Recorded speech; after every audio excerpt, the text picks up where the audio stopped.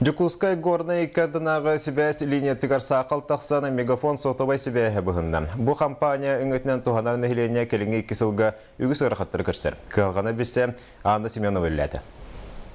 Горный луғығыр сотовай сибәс анбастан мегафон операторның өе келбіде, онын улус үгіс олық тоқтыры бұл оператор үңітінен туғаналар. Ол әрі 2 сылтан бәттәқ сибәс мәлтөк болын нәхилене үгіс әрейі көрсер. Оттан бүгін сатсырда сибәс олықчы соқ болла. Бәңіттен бара-бара кәлбіде, то бүгін бақшы кәдік оқ.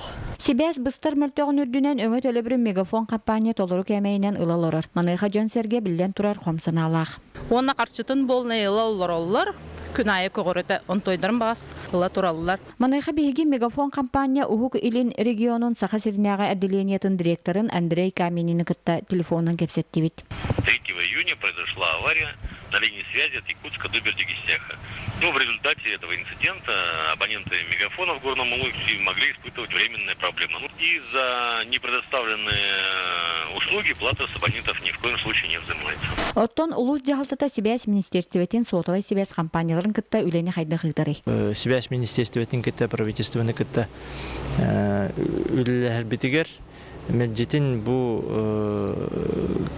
көмталары кыраден әпеттелдер. Самая сүрін проблема біліңі тұрғынан бұл Ростелеком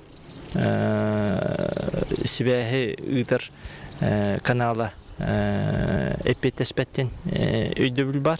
Маныйға Ростелеком горнайдағы филиалы эппет береттен тұттынна, оның бопыру сағағас қалды дей қысып. Оттын абоненлары оскутар бір эппетнен Андрей Каменин бұй бүтүйте 2 станция тұтылан үліға керияға ден телефонын етейте болар. Анна Семенова, Георгий Григорьев, Сақтилвенде, Горнай.